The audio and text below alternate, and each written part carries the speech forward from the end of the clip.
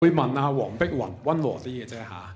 咁阿黃碧雲啊，咁我知道貴黨咧都係受界票之苦啊。咁你可唔可以解釋下咩叫界票咧？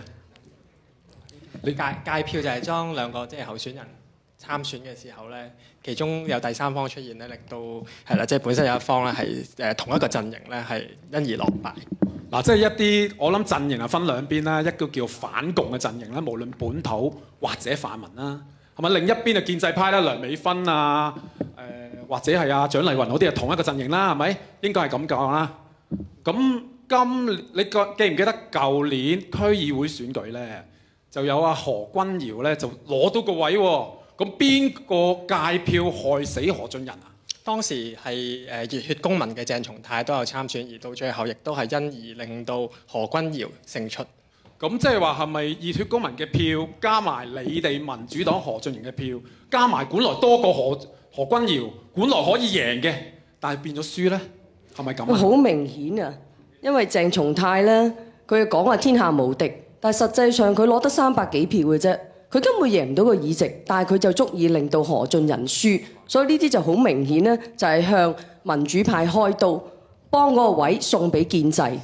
究竟邊個鼓勵鄭松泰參選咧？好明顯就係而家參選嘅葉普成集團、黃毓民嘅集團喺度界票，但係黃毓民係咩人咧？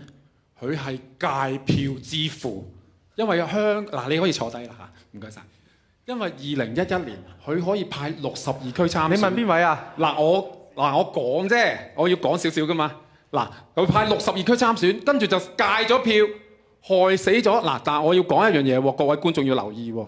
原來有個鄭永健項咧，就青年新政嗰邊就告鄭永健，就話佢有賄選15萬一區。哎呀，界票原來可以15萬一區嘅，但係我唔知關唔關黃毓民事啦。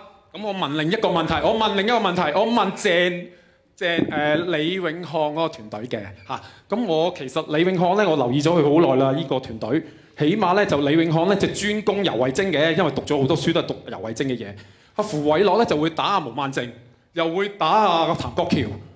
但係我想問阿符偉樂，你係咪黃毓民喺社民時代嘅親信啊？係定唔係？即是非題。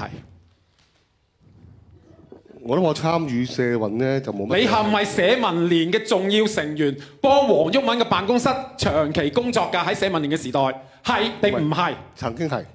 係咁夠啦，咁你可以坐低啊。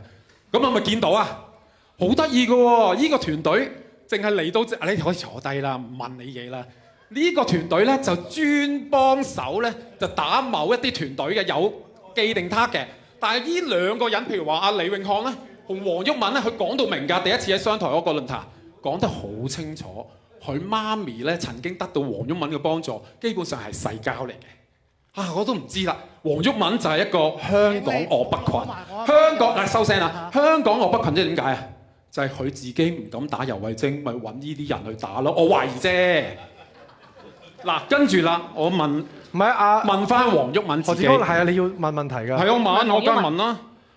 黃毓民咧係十分推許咧陳雲根嘅理論，譬如話陳雲根嗰個城邦論啦，佢攞埋本書出嚟啦，佢可以唔答，不過佢要企起身咯。你為咗我都要企起身嘅啦，你唔答都要。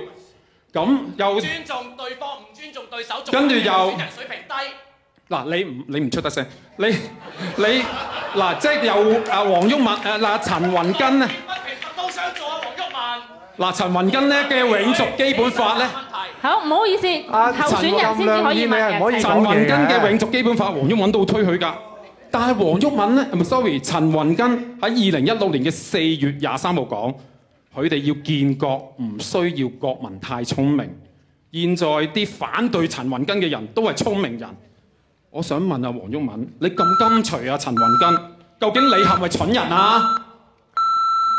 好啦，唔該晒何志剛嘅。